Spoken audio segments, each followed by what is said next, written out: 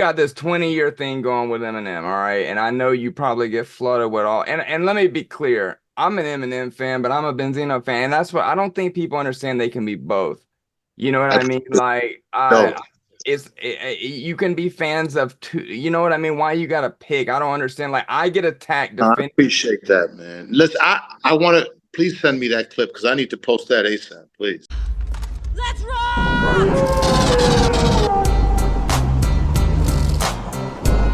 Fetch me their I've been soul. keeping up kind of what's been going on with you, and I told you in text, it's been covered to death. Like you've done a lot of podcasts and interviews lately, so I was trying to think of like some things that other people really didn't cover because everybody's always so focused on the Eminem shit. Like I'm bored myself as a fan of reading that shit. I want to know more about you. So this is kind of written more from a fan perspective than an interviewer of like finding out more about you, your career, your accomplishments, your accolades, and kind of what you got going on in the future.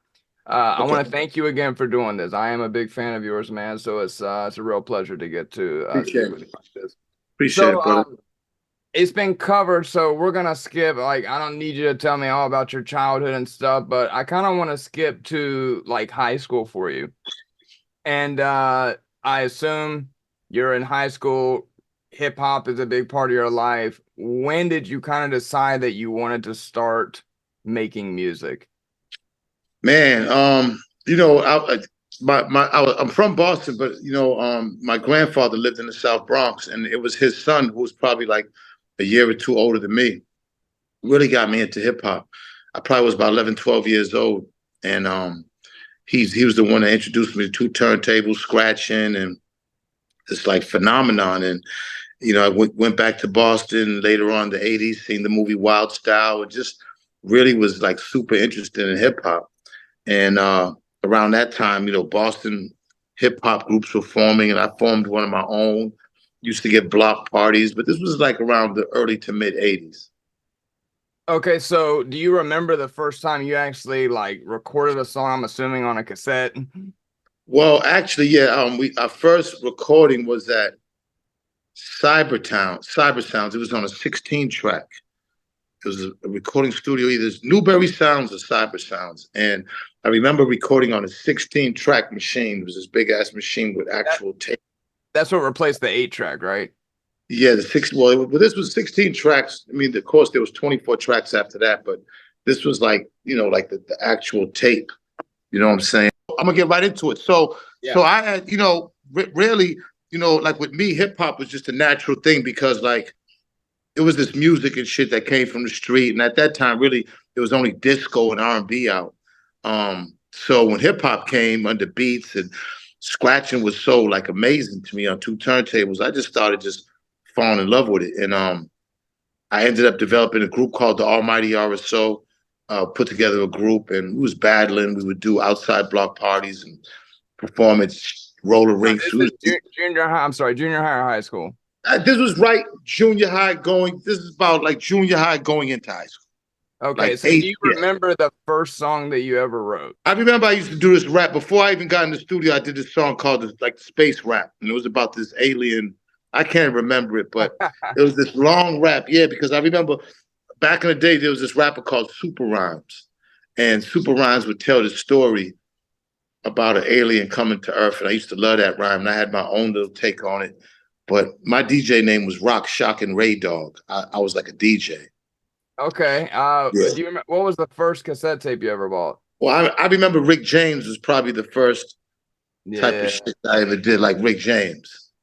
You know what I'm saying? Yeah. Rick J- Rick James was actually like Rick Rick James was actually like the first type of dude that I fucked with. But I just remember, man, that the first cassette I bought, I just remember listening to a lot of Sugar Hill records because before cassettes, we was getting long playing albums. Right. So okay. So I man, was a part of like like a DJ. What do you call it? Like where they said where the labels would send you the promotional copies. A yeah. So DJ you were pool. getting I was a vinyl. DJ pool. I was getting vinyl. Yep. Yep. Okay. So man, I came up with a bunch of questions that I've never seen you be asked. So they may seem Oh yeah. obscure, but That's that's dope. why It's dope. It's yeah, I'm dope. just trying to give you a new experience. Nah, it's dope. It's dope. It's dope because Okay. believe me, you're gonna work my mind. It's good. Okay. Cool. So, all right. I'm gonna skip around a little bit here. So you're 58 years old, right? And Yes, I sir. mean, Yep. man to man, you are in impressive physical shape. So I was curious. Appreciate it. I know you done celebrity boxing. I remember you fought like Aaron Carter, I think. Yo, let me ask you a question since you brought that up. Let me ask Sure. you a question. Celebrity Boxing just reached out to me and asked me would I be interested in boxing Eminem's brother. Oh man, you should do it. They just reached out to me last night. You're I the saw first you one. post on Instagram. Yeah, that Yo, kind you're the first one because they want to like make me announce it this Friday and then get it to TMZ. So actually, this is the first time it's even going up on. You've been patient, so I'm giving you a real nugget.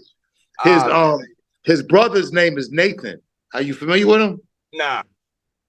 Well, he has a brother named Nathan. They might have different fathers, and yeah, he's. I guess Nathan, was talking about celebrity boxing and what he wants to do. So he's a good sized guy. Like Eminem's brother's kind of big. You know Well, what I'm so saying? all right. So hold on. I want to get back to that real quick, but let me. How do you stay in such good shape, man? At 58 years old, Working you're out. ripped. Just So working out. can you give a basic breakdown just quickly? Like, what do you? I wake up and just drink a smoothie that I jam in like for the week. Kale, spinach, ginger, fruits, oats, and I'll just drink that for breakfast. And then I'll at some point I'll fuck around and shit. Depends. A lot of times it's the mood I'm feeling at the moment that'll get me in the gym. Certain things like give me this crazy gym rush where I gotta go to the gym. It could be an argument with my girl. It could be me and my girl just having sex. It could be me being pissed off about the Eminem. Okay. So I'll find some motivation during the day. So it's not like I go in the morning or I go at night, but I make sure I go. Now when I get there, I got my headphones blasting loud as fuck, and I usually, believe it or not, I've been playing "Still Remains" by Stone Temple Pilots for I'll go in there and I'll listen like 90 minutes to 2 hours, the same song "Still Remains" for the whole 2 hours. It's weird. It's weird. Like I listen to a lot of Stone Temple Pilots when I'm working out. A lot of Nirvana. Yeah, I was gonna ask. That's one of my questions. What's on your playlist right now? So, and that's interesting because I wanted to get into your Carter racist all the time. I don't personally think you are. But a lot of people go that route, and I was interested. Like, besides rap and hip hop, what kind of musical influences you have? So, talking about your gym playlist is great. And I'm telling you, I fucking like. I love fucking like Stone Temple Pilots, like Plush, Interstate song, the Still Remains. Like I love them. How heavy do you get? Like, what about like Body Count, Ice-T's metal band? You familiar with that? Nah. Like Metallica, Metallica, Sandman. Keep naming them. I like Sandman, The Unforgiven. Who else? Megadeth, Nah, Pantera, not Megadeth. Who else? Pantera. Nope. So you're more into like the grunge 90s. Black Hole Sun. Soundgarden's dope. And you know what? I'll grab like one or two songs off from it. Radiohead, Planet Telex. I love that. Certain songs are just good to work out. Fucking I see Fade to Black. The Rolling Stones. Fucking Dream On. You know what I mean? Aerosmith. Okay. So fucking Dreams by Fleetwood Mac. I'll fucking go crazy with Stevie Nicks. I'm telling you, and I'll listen to it for the whole time. No, for real. Like it's crazy. All right. Hey, my shit's bipolar as fuck too. I get it. So if I were to find your phone as a fan, what would shock me the most of a song or a band you had on your fucking phone? Well, probably people would be like Benzino.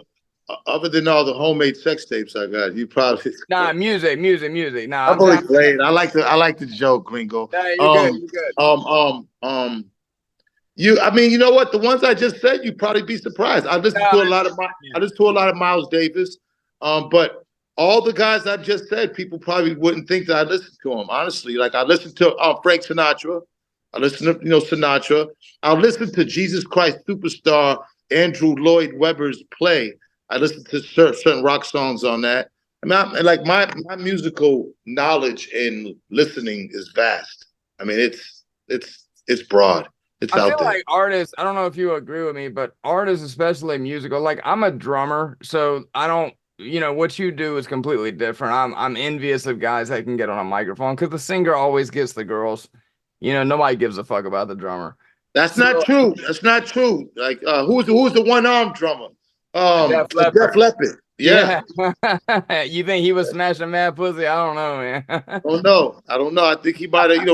Ringo Starr didn't have that. They probably didn't have no problems. Yeah. All right, so you got a bipolar music list like myself. Okay. So you're clearly musically talented. Let's talk about real quick. You got two kids that are in music, correct? Uh, Well, actually, Ray Chavo, yes, because he had a deal. He's still in it. Coy, of course, but Coy's younger brother, who's my son too. They got the same mothers. Taj, he's doing music, and my 8-year-old already is dancing like crazy. I know he'll end up having to do because his mother's into music. I'm into music, so I'm sure, he'll get into how many music. kids you got? I got 4 all in all. Four. So we got what? Two girls, two I boys. got 4 that's mine, and me and my girl. What I'm saying. I consider him my son also.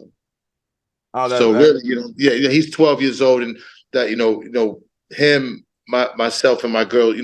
Like there's my girl's son, but I consider him mine too. okay. So would you say that you're the musical influence on all the children? I mean, did you want them to go that route? I had a studio, especially Coy and Ray. They grew up literally in a studio. Like I had studios in every house, every place I went. I owned studios on the outside. Like they was in the studio all the time. I was in the studio probably from a good period of time between studios and hotels, a major part of my life at one point. So let me ask you, obviously, I'm in the public spotlight as well as you in a different realm. And I kind of adopted a girl. Like I'm her father, even though she's not biologically mine, but I've raised her since she was 6 months. She doesn't know her. Right, good shit, Gringo. She's yours, baby. Right. So like, and me and her mom have been apart for 10 years now, but when we broke up, I decided to stay her father. So let me ask you, because I get criticized a lot, like especially if I put my daughter on TV and people are like, oh, I can't believe you're putting her, she's 16. I saw, in the past that with you and Corey, there was some drama on that. What is that like when you got the relationship with your child being broadcasted to public? It's got to be the worst thing someone can Yeah, talk to you about. yeah, very, very difficult, challenging, unfortunate. You know, How are things with you guys now? Is it any I mean, better? me and Coy is probably just like any other father and daughter relationship. We have our ups and our downs. It's not easy being a daughter. It's not easy being a father. As far as, like you said, you haven't been. Me and her mom broke up when she was 10, so that's usually the recipe in the hood for people having children, and it's challenging and it's difficult. And then I've had boys all around all the time, and her being a girl, there's different sensitivities and different things I have to look at that are different from boys, and it's challenging. And definitely us having issues on the internet is something that I definitely don't like. I regret and don't want to do again. Well, let me ask you this. So, no matter what happened online between you guys, or look, you never lost the fact of how proud you were of her, though, right? That's what it is with me and my daughter. She pisses me off, but I'm still proud of her. Still surreal. It's still surreal watching this take place on a daily basis, and her being as big as she is just because no matter what, she's a part of me. I brought her to earth, I raised her, and it's just like, I mean, how more prouder could one be, especially where I came from, especially how hard it is out here for people. So her being financially independent, and her, she's also a leader and a boss, which I love. But if there was another word for proud, 100 times, definitely. I understand. Okay, jumping back real quick. So we've seen you do a lot of shit, and one of the things that interests me a lot about you, besides the fact that I mean, dude, your list of accolades is just fucking phenomenal. There's not many people that can really stand side by side with you and say they've accomplished as many different forms of media as you. And you know, being in reality TV myself, obviously that was like a short, what, 3 or 4 year period of your life. But you know, when you open up the doors and let the public see some very kind of embarrassing and private moments and not your best days, that brings a whole different set of criticism and fans. So what I was wondering is, you got this 20-year thing going with Eminem, all right? And I know you probably get flooded with all. And let me be clear, I'm an Eminem fan, but I'm a Benzino fan. And that's what I don't think people understand. They can be both. You know what I mean? Like, No, you can be fans of two. You know what I mean? Why you gotta pick? I don't understand. Like, I get attacked I defending. appreciate that, man. Listen, I want to please send me that clip because I need to post that ASAP, please. Like, Well, I mean, sure, yeah, but I mean, honestly, it's ridiculous to me because, like, for example, and I'm jumping all over the place, but we'll get into the Drink Champs interview you did.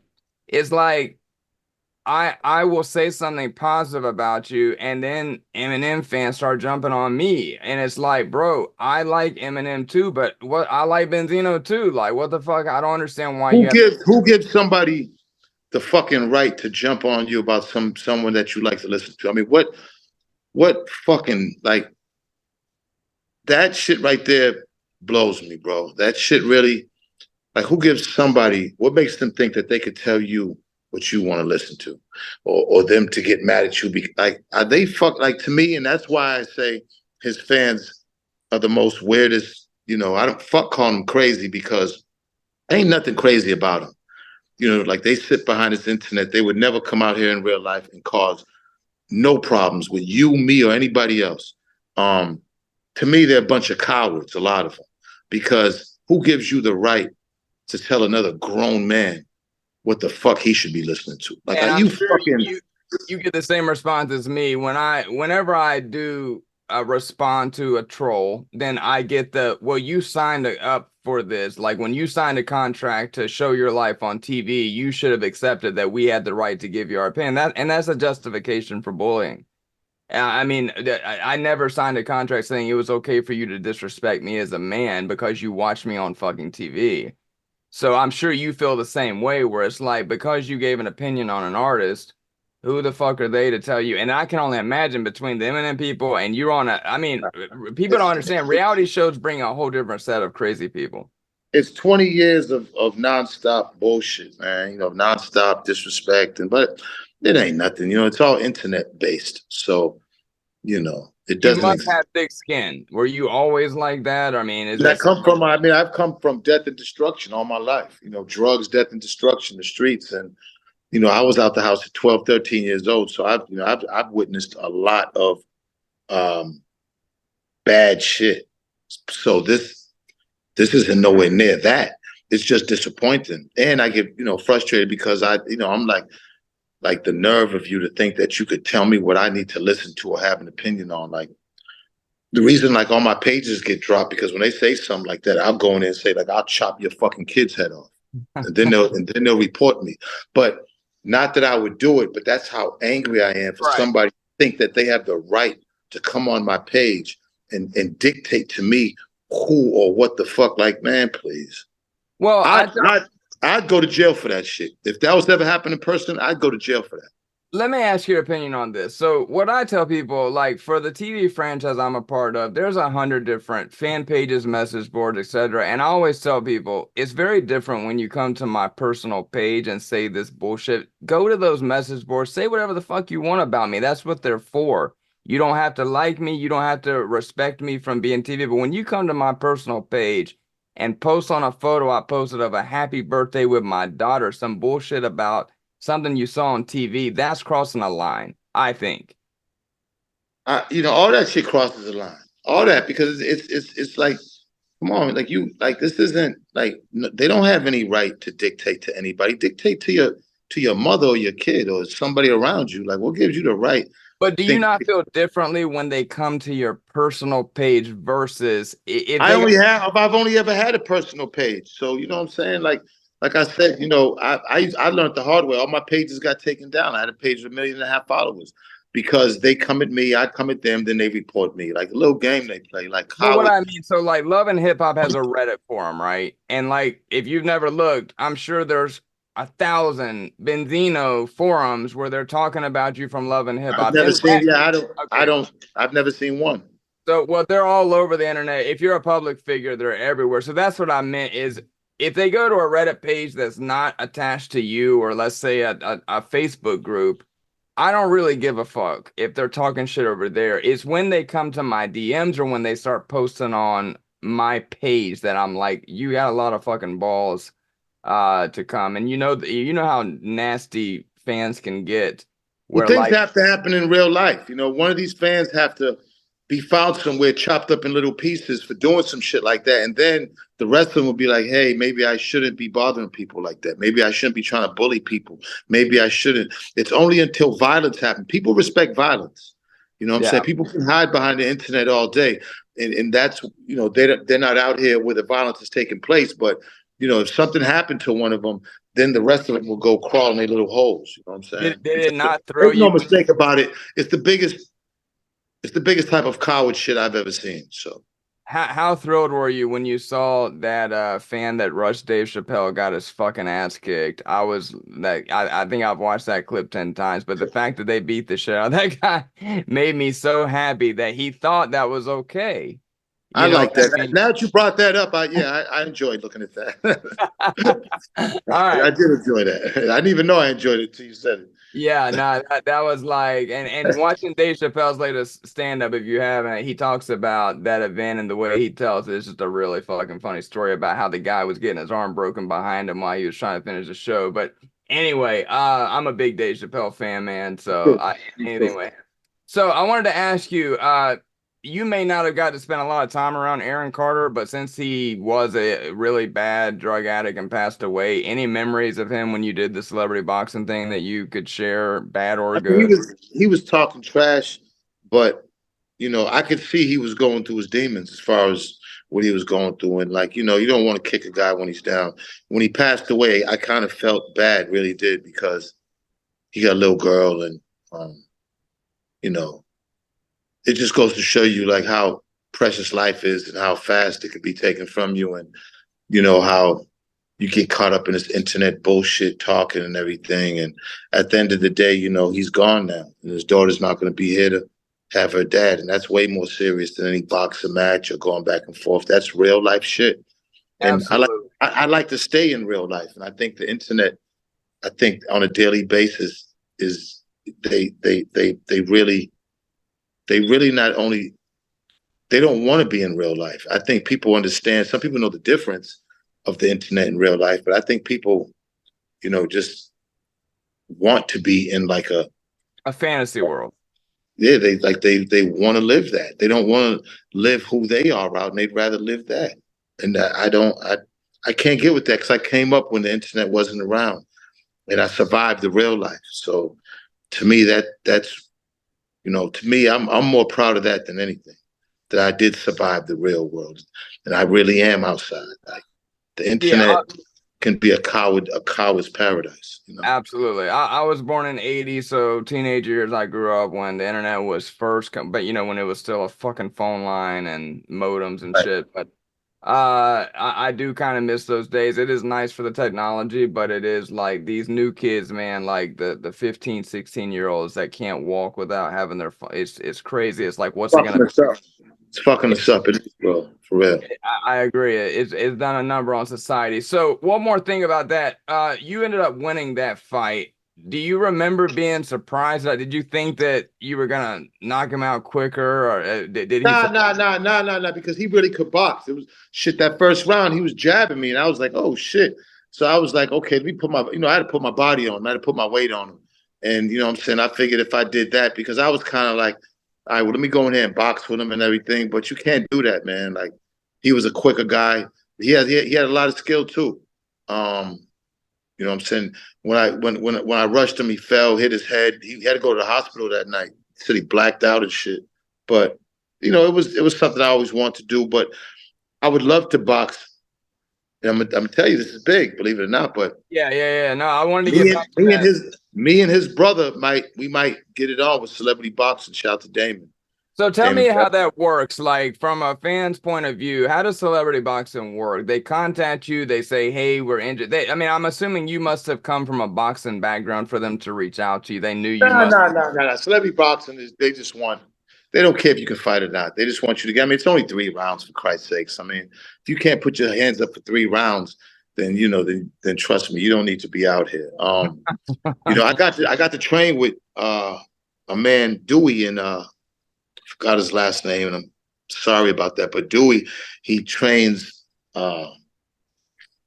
He trained the guy that just lost to the Australian guy. Okay. And I forgot his name. He was a champion. And Mdango, I forgot his name, man. Long story short, I got the opportunity to train with him in Vegas.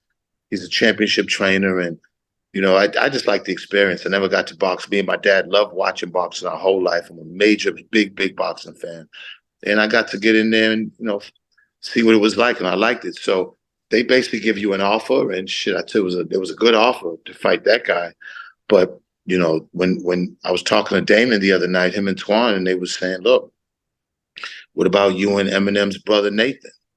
And I said, hell yeah. I think that'd be dope because M would never, I've been challenged M, I challenged Royce. I said I would fight both of them. 4 rounds, 2 and 2. Yeah, I listened to the Paul Rosenberg conversation you posted on your Instagram, and you clearly made it clear that you didn't even care if anyone was around to see it, that you were No, ready. that was 22 years ago. You know that conversation. Well, I mean, regardless, it shows and it proves that you're not a fucking coward and that you've tried to handle this numerous times, any which avenue that, Eminem was willing to do it. So I thought that kind of looked bad on him, to be honest, because you were straight up gangster about it. I mean, it was just like, hey, like, we ain't even got to have gloves. We don't got to have people around. If he wants to just solve this like men, let's do it. And of course, it never happened. Nah, he never even got on the phone. That's the thing. He got handlers to the Royces, the Paul Rosenbergs. They're all there to whatever it is to clean his mess up. He doesn't have to answer nobody. He doesn't have to do interviews. He doesn't have to show up anywhere. I mean, he's the only guy in hip hop that doesn't have to face the music when it's time to face the music. Everybody else does and has and will always be. All right, so I want to recircle about that future boxing match, but let me knock a couple questions out real quick. So we covered kind of your workout, your diet. Is there any projects or songs that you've been behind the scenes on that the public would be surprised? Like, I'll give you an example. I think recently 50 Cent said that he wrote Black Rob's Whoa song, and I was like, holy shit, I had no idea he wrote that. Is there anything you've worked on that you think people would be surprised to learn that you were involved with just because it never really got media attention? I mean, I produced on Nas's double, triple platinum album, double or triple platinum now, Stillmatic album. Proud of that as the Hangman 3. Yeah, You know, man. I produced the first. It was the intro. Produced some stuff with Raekwon and Ghostface Killer, Wyclef. My production game is pretty dope back then. So I was really proud of that. Did some music. Almost had a song with Michael Jackson. Was in the studio with Mike. Did some music with producer Bobby Brown. So my production wise, I've done a lot. You gotta tell me a Michael Jackson story. It doesn't matter. Anytime somebody tells a Michael Jackson Well, I mean, I can tell you the time where I was in the Turnberry and I got the call and he thanked me for going at Eminem because Eminem had disrespected him with the fire on his hair in the video. And he said he said, thank you for that. He said, because it was really disrespectful. And he was really upset that Eminem did that and made fun of him. And we talked about 30, 45 minutes. But I actually was with him in person for 2 weeks with Teddy Riley. Teddy Riley was working on my album, the Booty Song. And Mike was there and he shut down Dave and Buster's for us. It was just us and Dave and Buster's, like about 8 of us. And did you find him to be self-aware, or he just was a great guy and just loved music. He had his kids at the time, didn't say too much. Everything was music with Teddy. It was all about music. I just was amazed to be around him. That's all. I was really like in awe of this man, Yeah, I can imagine. That's a level of stardom that I don't think will be replicated. Man. That's cool. What was your first big paycheck? Like, what was the first time you ever got a sizable amount of money that you were like, Four and a holy half million dollars from Leo Cohen and Russell Simmons what at one say time. that? How much was it?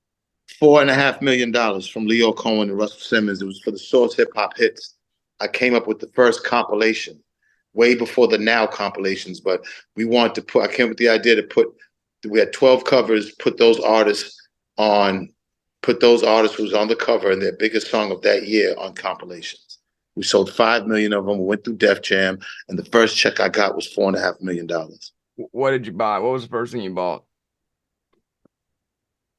I used to just Of value, not a new no. I shirt. mean, I already had money. I think I went and bought a Ferrari, and I spent, and I probably spent over 2 million in cash on jewelry, and I've done so much ridiculous shit with money. I would stay at like the Beverly Hills most expensive bungalow in the back for $1,200 a night and stay there for like 3 months.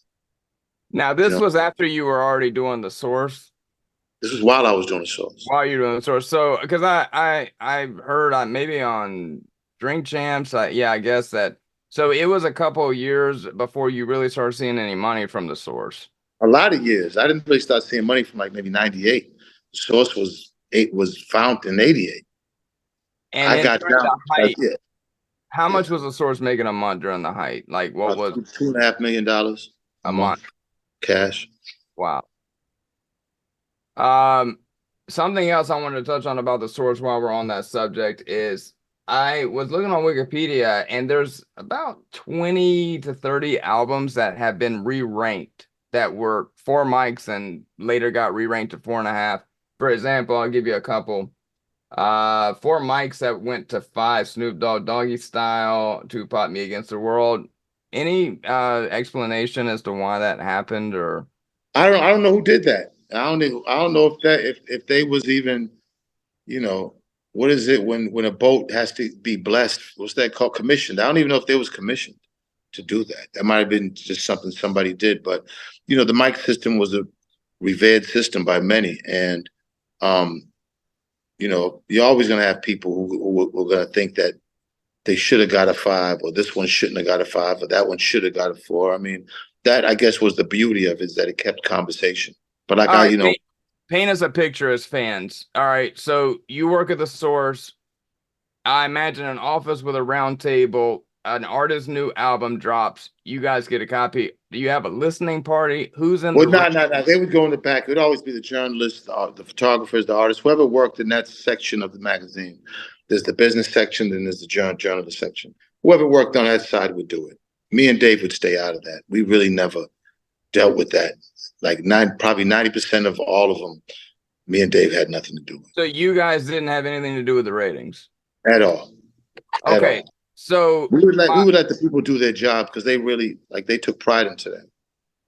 Okay, cool. That leads into my next question of, was there an album that you specifically remember that you were shocked or disagreed with either being too low or too high? Yes, The Outcast. And, I apologize for it. I think I probably prevented them from getting the 5 mics. And I just didn't hear the music at the time. And I stuck my nose in it. I shouldn't have. And I regret doing it. I apologize. But yeah, The Outcast. What album was that? Their first album. Okay. I think Southern Playlistic. So what about one that they came back to you that got 5 mics or 4.5? No, after that I stayed out of it. I mean, other than the Eminem situations, I had but other than that, I stayed out of it. Okay. I didn't want to have nothing to do with that. What people did have to realize is that, Dave running the business side of it would have to deal with these labels, the same labels that's paying millions of dollars a year in advertising. And you have to be careful, because if you're giving one of their new artists 2.5 or 3 mics, then they'll get upset. So it was a real fine line to have to deal with shit like that. A lot of politicking. All right. Well, I'm going to show you 2 items, and I want you to tell me the first thing that comes to mind when you see it. All right. Yep. Man, proud being on Motown Records. Like, so I could not fucking a solo album. I could not believe it. I was always in groups.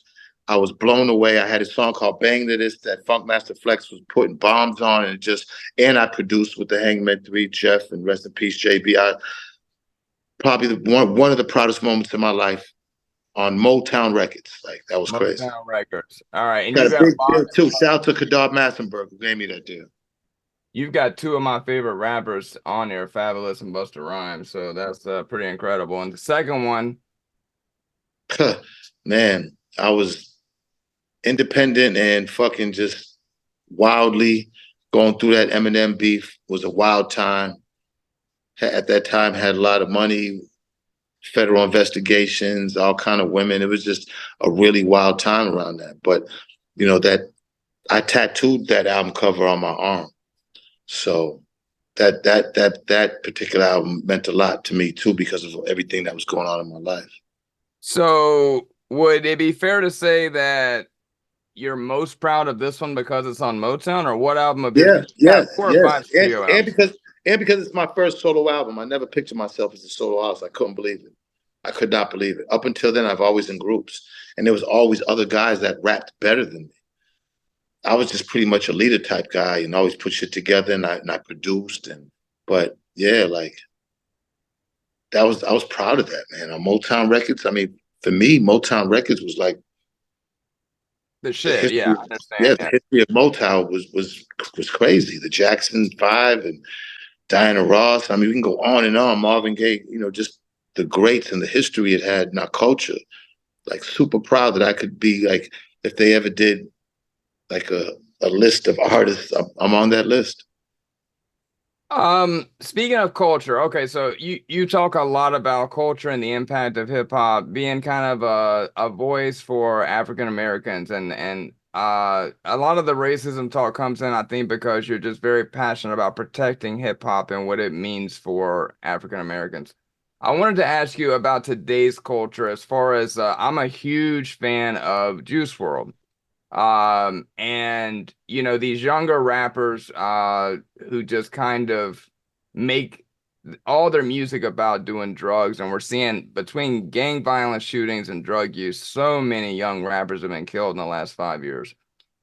When you were coming up in the game, I mean, were you doing a lot of drugs? This is before lean existed. Hell yeah. Yeah, like when I first came up, especially in the early 80s, everybody did drugs because the drugs was first hitting our communities. Heroin had been around for a while, but crack, all kind of pills and shit. People would just try them because on the block, you with a group of guys, you try something, you know what I'm saying? And then once you realize that the drug's not for you in the long run, then, no matter what, you're selling them regardless. With me, I've tried every drug, but weed is the only thing that really stuck with me. Yeah, because you were dealing drugs to make ends meet before you really made money as an artist. Would you ever say that you had a problem? Did you ever have to get like rehab? I mean, I was sniffing heroin from like 17 to 19. And before I started banging, I stopped. I think could have been a problem. Other than that, man, just everything else was just like peer pressure, or you're trying it, even alcohol. I really wasn't one to like alcohol, but I did it because the whole hood did it. And just tried it.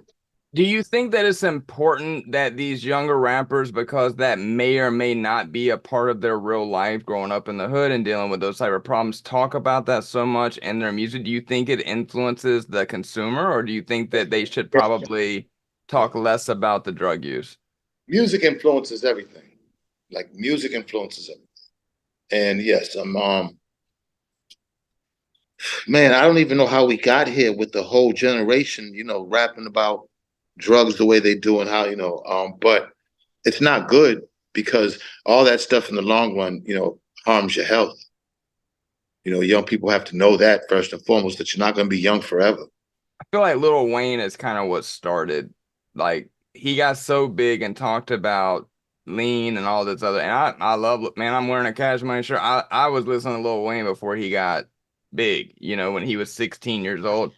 But I feel like after he kind of, I didn't even, as a white boy, we don't know what lean is till we hear it in a rap song. You know what I mean? So first time I heard about it was when I was signed to rap a lot in Texas, and DJ Screw, rest in peace, was living, and 3-2 was living. Rest in peace, 3-2, 32. They're the ones that turned me on to it. It was codeine, cop syrup. And I was like, what the hell is this? Hot as hell in Texas. I was like, I don't want that. It's heroin with a bow on. It's fucking the same thing. It's an opioid. I mean, that's the thing I think these kids don't realize is like pain pills, opioids, lean. It's all your gateway to heroin, which yourself. It takes its toll. It takes its toll over you over a period of time, 100% physically. Yeah, because that's why it's a devil drug, because when you want to get clean, you feel so bad trying to get off of it that it's very difficult without a good support system. And I It just hurts. for the OGs like yourself to say, hey, to the newer generation, like No, talk no, about the no, street. no, you're fucking yourself up. And one thing, your liver, when you get older, when you look at a lot of these guys down in the 50s and 60s, it's from shit like that. It's health problems from all the drug use, all the alcohol use when they was young. You know, you have to take all that in consideration. It might not be hurting you when you're young. Nothing does. Once you get a certain age, that shit, now here comes all the complications from it. And there's no way around it. You're going to go through complications. All I could say is, leave it alone. And if you can get off, try to get off now, because the longer you go, the longer it is for anything to get off. And yeah, I'm not with it. I wouldn't want my kids to be strung the fuck out on anything. So, yeah. Absolutely. Okay, so I got two more questions, then I want to talk about your most recent interview. What do you think about, and I hate to ask you this because I want to be clear, man. There's certain things that always come up in a Benzino interview, and I told you when we were talking before this, like, we don't need to talk about Eminem because that shit's been taught to death, and I think that it takes away from you as an artist. However, I did want to ask you, just in general, what do you think about white rappers like Logic or Lil Dicky or I'm not versed. I heard some Jack Harlow stuff I liked. I'm not versed on too many other rappers. I've heard some MGK, a couple things I've liked on him, but other than that, that's really about it. There's not too many that's even out here making noise. Who do you think won between MGK and Eminem? Killshot versus Rap? I like Killshot, but really because of his beat selection. I think Eminem's beat selections these days is just not what I'm into. I think Killshot was dope because it was more like it wasn't even a diss. It just was like a dope song. Like the beat was dope. The way he flowed over was dope. I like that better. Okay. As far as rap battles, what do you think the worst, like the worst someone ever got demolished in a rap battle? I mean, obviously the term Ether. I'm sorry, Ether. Yeah. And when NWA and Cube was going at it, they was both going hard on each other. Like, you know what I'm saying? Like that battle was the ill battle. But Ether is Ether will go down in history as the commandment of number one commandment of rap, this music. Like that song was ridiculous, man. Like the music. Yeah, it still bangs to this day, diss track or not. I mean, it was Ron Browse made that track, man. That shit was like ridiculous, man. Ether's by far the number one diss track of all time. What do you think about the fact that I would venture to say you hold the record for the longest beef in rap history? I understand it's probably a love-hate thing with you, but tell me your feelings about that. I mean, nothing that I want. Shit, I would want the shit to been gone away. Eminem made this song 22 years later. I don't know what's in his head. I don't know what made him do it. But I know he surely didn't count on Rap Elvis and Votorious. He didn't count on that. I think that threw a little glitch in his matrix. He wasn't counting. Now, let me ask you, so we get a surprise track from Eminem a few months ago, this Doomsday Lyrical Lemonade shit, that's a new diss track. What do you think caused that? I mean, I kind of researched online what's been going on that made him, after all this time, bring you back up. Do you know if it was something you said in an interview or why? Maybe him wanting to be relevant to our side of the culture, obviously. I don't know. Because he really hasn't been relevant to our side of the culture in a long time. Is it flattering at all, though? Because, I mean, regardless of what you think of Eminem, I mean, he's one of the top artists in the world. I wouldn't say it's flattering. He keeps bringing you up, of all people. So, I mean, even though it's in a negative context, at some point, does it hit you of like, man, I must be on this man's mind a lot? I mean, yeah, that hits you, but I'd rather him not. Like, I'd rather him, let's talk. That'll make more of an impact. Shit, let's do a song together. Let's do something. If we're gonna shake the world, like this going back and forth shit is getting tired. Like, So you you've know, never met him, obviously. Have you ever even been in the same building as him, like at an award show or something? only when I was in Puerto Rico at the DJ convention that they held in Puerto Rico. Other than that, I've never been nowhere near him. So who would the public be surprised by that are famous friends you have? Like, obviously, you know everybody. You've been around for 30 years, but who, I mean, you know, in this business, a lot of people don't get it. If you're in TV or entertainment, man, a lot of times people you think you're friends are really just trying to take your spot. They'll stab you in the back. But who would you say is like your real friends? If you called them at 3 a.m., you're in jail, you need somebody to bail you out. Yeah, I mean, me and Nori's pretty close. Me and a lot of the Outlaws are pretty close. Of course, me and some of the guys in Love and Hip Hop are pretty close. And you know what I mean? Like I'm pretty cool with a lot of being Scarface. I'm pretty cool with a lot of rappers, man. I've been around them for a long time. You know what I'm saying? It's not just one, it's a lot of a lot of them. But I think the closest I've been to any rapper, probably me and Nori.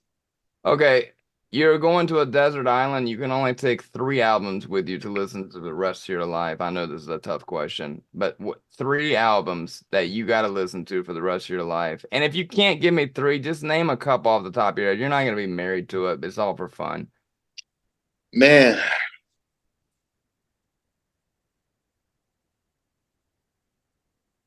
I'll take Bob Marley's Exodus just because I've seen the movie and I always loved them songs. But it's hard to do that, man. I mean, shit, give me Dr. Dre. Give me Dr. Dre's The Chronic, Nas's Illmatic, and Jay-Z's Reasonable Doubt. Give me those 3. I think I should be all right with those 3. All right, and give me your Mount Rushmore of I don't like to do that, man, because it's just 20 rappers, man. It's like to put 4 heads on something that has so many amazing people and so many amazing songs just isn't giving us all right, let me rephrase it. Give me the most.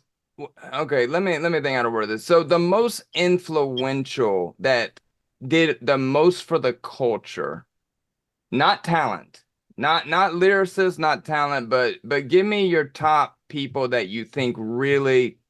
Hip hop is one of the most loved music genres in the fucking world now. I mean, you got motherfuckers that can't speak English in other countries that can still sing the song to. I mean, you're gonna have to give that to people like Diddy, to people like Suge, to Irv, because they put together the bodies of work by all these people. People like DNY over at Rough Riders, people like Baby and Slim at Cash Money, people like Jay Prince. I mean, people like Master P. These are the guys that brought amazing catalogs of music by many artists. So people like that are responsible for that type of shit. Have you met every single one of those people you just named? Every last one of them. And done business with all of them. Out of Baby, Master P, Sosa Dev, what's his name? Jermaine Dupri. Who impressed you the most with as far as how they run their business? I mean, Jay Prince is pretty impressive, because he did it independently at a time that nobody was doing that type of music independent and doing it in Houston. So I would say Jay Prince. And then, Master P and Baby, because they used to buy many, many, many ads in the source. They was the first ones to do that. Like just flood it. There'd just be a thing where you just like 8 pages of all, you just turn it through there, 8 pages, just turn through all No Limit artists. I think that was pretty dope. Of course, it was dope. Have any Source magazines? Excuse me? Do you have personally any copies of the Source magazine? Not one. Do you have any memorabilia at all from your time? Nothing. I'm not good on memorabilia, man. I've had so much shit and it's all gone. I think that's part of me always. Whatever was back then, I don't worry about it, good or bad. It's always today. What about your albums? Do you have a copy of your own albums? Albums, CDs. Seriously? None of them. Oh. I bought one of your albums on tape last night on eBay. I'm trying to put together the whole. Dope. My fucking man Johnny B from Greece, there's a guy from Greece that showed up at my studio one day and laid a blanket down with all my shit, and it blew me the fuck away. And we're friends to this date. We're actually working on getting all my stuff to get it so where it can get streamed, all my hundreds of songs to get streamed, because a lot of my songs ain't even on streaming services. Yeah, I noticed. And I mean, have you thought about doing like maybe a compilation box set or something? Have you thought about Yeah. doing? You got so many business ventures. It seems like going on celebrity boxing. You're looking at maybe fighting Eminem's brother, but what about merchandise for Benzino? You know what I mean? Yeah, Like, Gringo, I want to do all that, bro. And it's been hard to, do stuff like that because, like I said, there'd be so much shit going on. But eventually, I would love to organize everything that I've done, just like you said, into a box set and release all these different T-shirt ideas I have and different merch. And I got some good ideas, and I could finally sit down and I want to get my book and my documentary, my docu-series. I just want to get it all out eventually. you want to plug that real quick because I know you're working on a documentary right now for the I'm working Source. on a documentary, the 95 Source Awards, the night that changed hip hop forever. Been working on it for 8 months. Me and my partner, Man Robinson, we got a lot of amazing interviews from major artists that were there that night and their perspective on what happened that night. And do you know where it's going to go yet as far as streaming or Not yet, not yet. We're going to do 2 1-hour specials. I'm going to narrate it, and it's going to be amazing. It's already amazing stuff that we got. So I'm working on that. I'm going to put out a new album. I got a couple more diss tracks I'm doing for Eminem. I love cooking, so I'm going to keep, keep cooking. And I did real well with my crabs here in Atlanta. I want to put my crabs on the market, my crab sauces, and I love cooking. So, but open up a couple restaurants. Man, I got some ideas and I got some things in the pot that I want to do. But for the moment, these things when I talk about the box stuff, this is just to get money now. Yeah, I feel you. I understand. Now. Yeah, definitely. Well, that's something else. So I see a lot of people that comment online about, Benzino, he's writing these songs just trying to, ride the fame of Eminem. And I always think to myself, who the fuck wouldn't? As well as I do, man. It's tough. Like we have our ups and downs, entertainers. Like you are worth millions of dollars. You've gone through a couple of divorces, I'm sure, and you spend not actual divorces, but like I've never been married. I plan on marrying the girl I'm with now, but I would love to get married just to see how that is. It's on my bucket list. You've never been married. That's crazy, man. So like obviously I think people have a hard time understanding that once you get to a certain level of fame and you've made a name for yourself, it kind of closes doors of ordinary life shit where you kind of keep having to find a way to reinvent yourself and to make income and to come up with businesses because it'd be weird to just walk into a Walmart and see, Benzino is a cashier there. So I think a lot of people don't understand that like, when you've been in hip hop for 30 years, of course you just got to put out 2 songs because Eminem gave you a reason to do that. So, I mean, I don't think that it's wrong of you to do that. I think anybody would do that. I mean, if any rapper mentioned you and you felt that it was worthy of response, it's not even so much about trying to sell the song, but again, it's your street credibility, it's the respect. There's a lot of things that go in.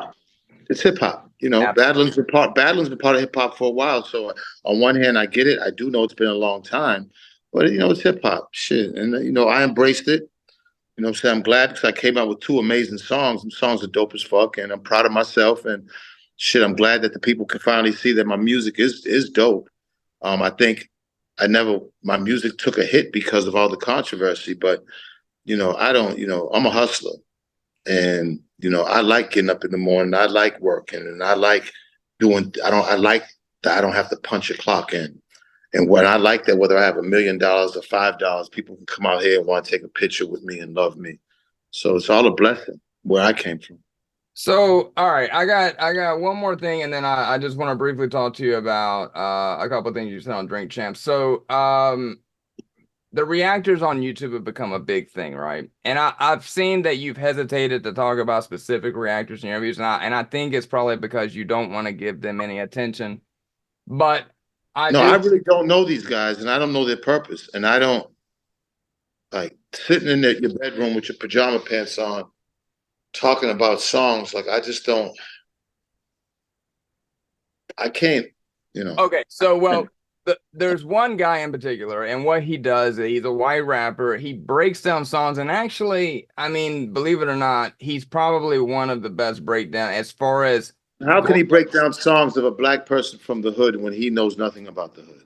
He's not well, okay, so he's breaking down more of the art of the lyricism as far as the doubles, the wordplay, that kind Okay. of avenue. We're looking at it All more right. like poetry. Okay. He's really good at That his. where the word comes in from double entendres. I never even heard that fucking word. All of a sudden I'm here. And I like the way he double entendre, like That's some white people just trying to dissect what you're doing. fuck is I don't know. I guess. Yeah, bro. But anyway, so all right, this cat, Knox Hill, right? He's got 1 million subs. He's a decent reaction channel. He breaks down music. He makes music. I'm not a big fan of the music. The last 5 days, all he's done is post videos about you, and he wrote a diss song about you, and I mentioned it to you in the thing. So, and then there's two big reactors. No Life Shack, African American dude, has two Eminem posters hanging in his back. So of course, anytime this shit goes on, they're immediately taking M's side. But like you said, rap, Elvis comes out. That's a banger. No response. You're declaring yourself the victor in that. So what do you got to say to the reactors that no matter what you do, just because they're stands or they don't respect you as an artist, they're always going to try to find a way to put you in a negative context? I mean, again, I don't know what a reactor is. You know what I mean? These guys, you know what I'm saying? I guess they had to find something to be in. They had to find out something how they could be involved in hip hop, and that's their way. They sit in the houses and they talk about other people's. So you haven't heard this song that the reactor wrote about you? No, I don't pay attention to shit. It's not in my lane. It's not my world. People in my world don't know these people you're talking about. Do you spend a good amount of time on YouTube at all, or is that not your thing? Nah. Someone's at the door. Excuse me. So what do you watch? Cooking shows. Really? I love when I am on YouTube. I'm watching cooking shows. Is there not like Andrew Zimmern, Mark Weiner, Sonny? I love cooking shows, bro. Somebody's at the door. I love cooking shows. Is there any scripted show or a movie, anything that is really special to you? I mean, is there a series that you really like other than cooking shows and not reality based, but like I watch battle raps. I've been watching a lot of battle rappers. I watch cooking shows. Sometimes my girl wants me to binge watch international movies, and I try to do that with her, but I end up falling asleep. You know what I'm saying? So who do you like in the battle rap scene right now? Man, I mean, Murder Mook's always been dope. Ness. Ness from the band Ness? No, the other Ness. Okay. Shout to the band Ness. No, but the other Ness, he's a beast. Okay. Of course, Cassidy. You know, a lot of guys, you know what I'm saying? I probably don't even know their names. I'll just sit there and just watch. Just that atmosphere is pretty dope. What do you think about Cassius making a diss song about you? I don't. He's just not strong enough, like, to matter. No disrespect to him, like, big up to him. But as far as on the levels, there's levels to this. You know, those Cassius, what's his name? Knox Hill, they're not on my level of what I've done for hip hop and who I am. So, you know, God bless them. They could do what they want to do with who they want to do it with, but they, you know. Well, Cassius is doing a whole YouTube tour right now about his song. So, I mean, again, it's like people. And listen, if he can put food on his table for his family, there ain't nothing the matter with that. Young black man trying to feed his family, I got no problem with that. But I respect the hell out of you saying that. In the grand scheme of thing, it just doesn't matter. It's not holding weight. Well, it doesn't hold weight. You know what I'm saying? There's Benzino and Eminem. You don't hear about Cassius, Knox Hill, and No Life Shack. Who the fuck are these? You know, like. And I didn't disrespect Cassius. I hope he didn't take it there. I just was saying all these people on Eminem's album, where are they now? How come they still ain't on him? Why hasn't he blown up somebody of color other than him? I think that was a good question. I think it doesn't matter because the fact that you literally just said that if his song dissing you is putting food on his table, you respect that. I think that clears you of anything else negative that you could have said. I mean, I mean that. I don't take it personally. Okay, so moving to your Drink Champs interview, let me tell you, man, it was a 3 hour interview. Wow, like I gotta say, I've watched Drink Champs for a long time. I'm a big Nori fan. Noriega and Capone, I had all their shit and used to bump it back in high school, bro. And I love Drink Champs, man. And I gotta tell you, and I'm not just saying this because you and I are talking, that interview probably touched me more than any other interview I've ever seen them. I tell you what, man, like talk about an emotional interview where like I feel like we saw a side of you that a lot of people haven't seen. And now that it's been a few days, and I'm sure you've gotten hit up by a million people about that interview, and it's getting hundreds of thousands of views. What do you think about it? Like, you Well, showed some I mean, first I vulnerability. want people to know that I knew going in there that I was gonna drink so I can loosen up. I knew I've done many interviews, and I just felt like I knew if I was to get drunk on this one, if I was to drink, it would open me up. So I did that on purpose, and I wanted to see where I was gonna go with it. A lot of the energy I had going in there was about the Eminem thing. It's usually the same shit, the Eminem this, that. So I said, you know what? And Nori's a personal friend, so I said, man, I've done about 3, 4 drink champs. This one we're gonna do.